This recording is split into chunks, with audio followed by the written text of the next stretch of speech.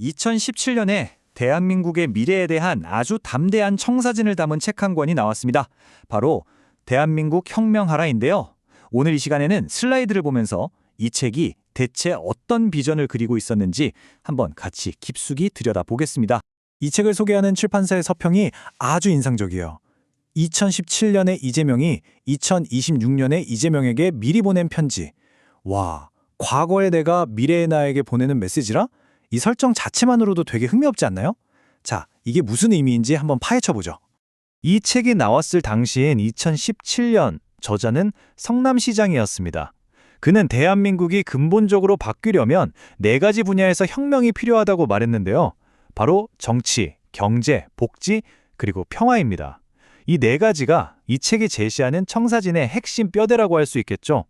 이 청사진을 좀 더 깊이 이해하려면 저자가 어떤 길을 걸어왔는지 살짝 볼 필요가 있어요. 책에 따르면 그의 인생 여정은 이렇습니다. 1970년대에는 공장에서 일하는 소년 노동자였고 1986년에는 인권 변호사가 됐다가 2010년에는 성남시장이 됩니다. 그리고 마침내 이런 모든 경험을 녹여내서 2017년에 이 책을 펴낸 거죠. 자, 그럼 책에서 말하는 첫 번째 혁명, 바로 정치혁명부터 시작해 보겠습니다.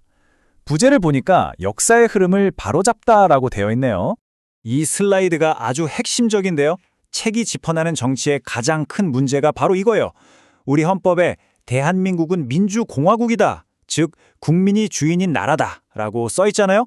바로 그 이상과 현실에서 소수의 기득권자들이 나라를 지배하고 있다는 그 현실, 이 둘 사이의 엄청난 간극을 날카롭게 짚어내고 있는 겁니다. 아니, 그러면 대체 왜 이런 이상과 현실의 차이가 생겨난 걸까요? 책에서는 그 근본 원인을 뭐라고 말하는지 한번 따라가 보죠. 책은 그 원인을 딱 한 단어로 요약합니다. 바로 적폐. 그러니까 친일 세력을 제대로 청산하지 못하면서 첫 단추가 잘못 꿰어졌고 그 위에 군사 독재의 잔재가 남고 또 뿌리 깊은 부패 문제까지, 이런 것들이 계속 쌓이고 쌓여서 나라의 근간을 흔들었다. 이렇게 보는 거죠. 그래서 해결책이 뭐냐? 책이 내놓는 해법은 바로 건국 명예혁명입니다. 이게 뭐냐면 과거의 잘못된 구리들을 완전히 끊어내고 진짜 공정하고 정의로운 나라를 새로 만들자는 그런 개념인 거죠.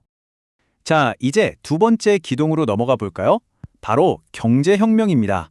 핵심 키워드는 재벌체제 개혁이네요. 책에서는 한국 경제의 가장 큰 문제가 바로 재벌이라고 딱 짚고 있어요. 그러니까 소수의 재벌 가문이 너무 많은 부와 기회를 독차지하는 이 불공정한 구조 자체를 문제 삼는 겁니다. 여기서 진짜 중요한 개념이 하나 나와요. 바로 재벌체제 해체라는 말인데요. 이거 오해하면 안 되는 게 잘 나가는 회사를 없애자는 게 절대 아니고요. 아주 적은 지분으로 그룹 전체를 좌지우지하는 그 비정상적인 지배구조를 뜯어 고치자는 의미입니다. 네, 바로 이 슬라이드가 그 차이를 명확하게 보여주죠. 왼쪽을 보시면 이건 기업을 해체하자는 게 아니다라고 하고요. 오른쪽을 보면 불법적이고 가족 중심적인 지배구조를 개혁하자는 거다라고 정확히 선을 긋고 있습니다. 그럼 구체적으로 어떻게 이 구조를 바꿀 수 있을까요? 책에서는 몇 가지 구체적인 도구들을 제시하는데요. 예를 들면 상속세를 제대로 걷고 우리가 낸 연기금을 활용해서 재벌을 견제하고, 또 노동자 대표를 이사회에 참여시키는 노동이사제 같은 것들이죠. 결국 이런 것들을 통해서 공정한 경제 시스템을 만들자는 겁니다. 자, 세 번째 혁명은 복지입니다. 필요한 사람만 골라서 도와주는 선별이 아니라 모두를 위한 보편으로 가야 한다는 복지에 대한 패러다임 전환을 이야기하고 있어요. 당시 대한민국의 복지 수준이 어땠는지 이 그래프 하나가 딱 보여주는데요. 2014년 기준으로 GDP에서 사회복지에 쓰는 돈의 비중이 OECD 평균의 절반도 안 됐다는 거예요. 이거 거의 꼴찌 수준이었다는 정말 충격적인 데이터죠. 이런 심각한 불평등을 해결하고 또 경제도 살릴 해법으로 책이 꺼내든 카드가 바로 기본소득입니다. 이게 그냥 막연한 구상이 아니고요. 구체적인 로드맵이 있어요. 1단계로 저자가 성남시장 시절에 실제로 했던 청년배당을 시범 케이스로 보여주고요. 이걸 바탕으로 2단계에서는 아동부터 노년까지 모든 세대로 확대하는 거죠. 그리고 최종 목표는 이렇게 국민들 주머니를 채워주면 소비가 늘고 결국 경제 전체가 살아나는 선순환 구조를 만드는 겁니다. 자, 이제 드디어 마지막 네 번째 혁명입니다. 평화에 대한 이야기인데요. 평화야말로 최고의 경제정책이자 안보정책이라는 아주 강력한 주장을 펼칩니다. 이 문장 하나가 이 책의 평화 철학을 전부 보여주는 것 같아요. 아무리 비싸고 더러운 평화도 이긴 전쟁보다는 낫다. 그러니까 어떤 희생을 치르더라도 전쟁은 절대 안 된다는 그런 의미겠죠. 이 표를 보시면 책의 논리가 더 선명하게 보입니다. 왼쪽은 우리가 분단 때문에 치르는 비용들이에요. 막대한 국방비, 주식시장에서 손해보는 코리아 디스카운트 같은 것들이죠. 반면 오른쪽은 평화를 이뤘을 때 얻게 될 이익들입니다. 새로운 시장이 열리고 투자가 들어오고 이렇게 비교해보면 평화가 왜 경제적으로도 이득인지 분명해진다는 거죠. 그럼 그 평화를 어떻게 만들 거냐? 책에서는 제재나 압박 같은 걸로 벽을 쌓는 방식은 한계가 분명하다고 말해요.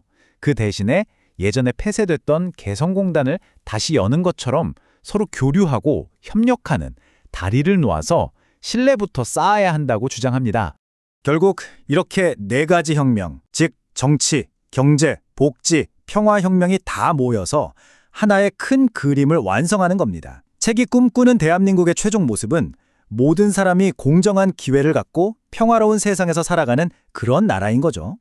자, 이렇게 2017년에 나온 청사진을 쭉 살펴봤는데요. 여기서 우리는 이런 질문을 한번 던져볼 수 있을 것 같아요.